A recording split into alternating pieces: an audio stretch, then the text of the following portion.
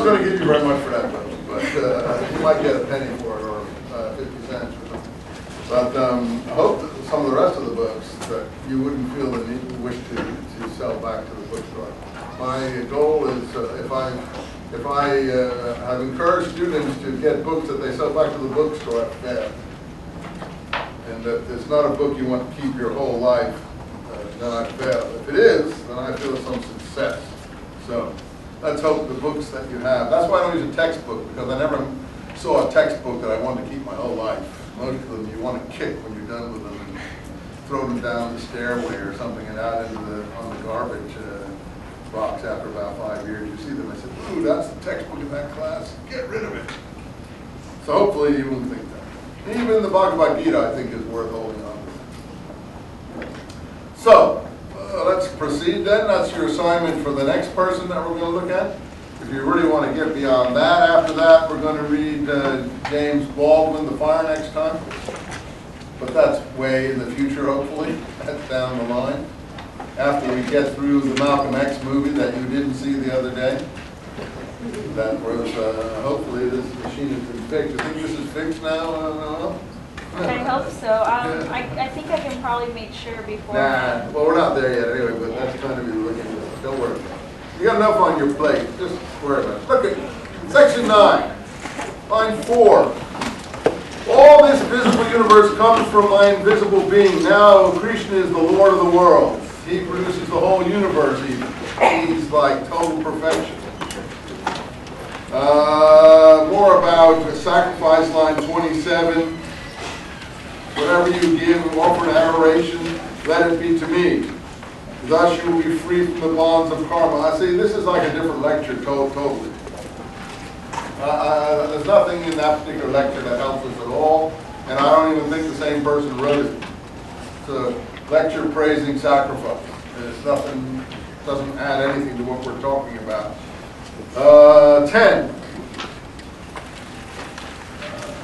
I don't see, there's some about previous gods, like 21. Among the sons of light, I am Vishnu, the Lord of the winds and storms. Doesn't help us much. The Vedas, the previous sacrificial literature. I am Indra, the chief of the gods.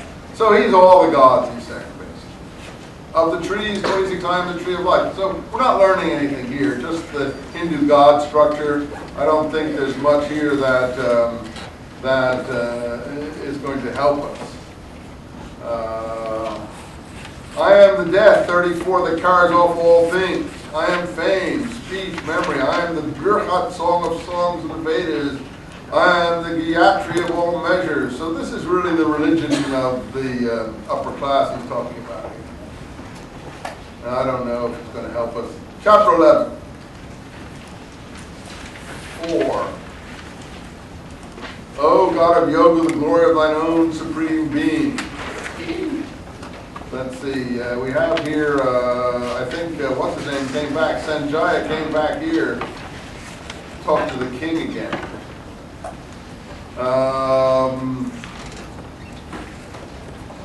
Arjuna saw all the countless visions of wonder, line 10. Line 12, the light of 1,000 suns suddenly arose in the sky. The splendor might be compared to the radiance of the Supreme Spirit. And Arjuna saw in the radiance the whole universe, standing in vast unity in the body of the God. I don't know what he's talking about here, frankly. Except one interesting little point that you might find interesting. In this chapter here, I think it was this chapter 11, maybe you'll be able to find it. When the atom bomb project was being prepared by the U.S. government, there was a scientist, his name was J. Robert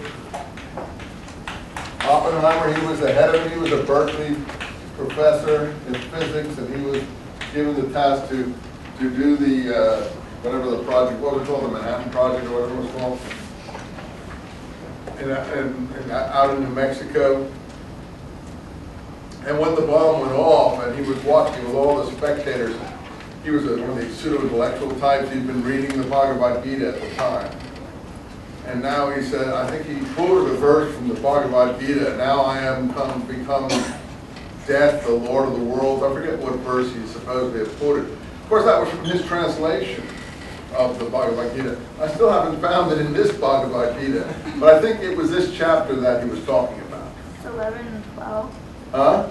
11, 12. You think so? Yeah.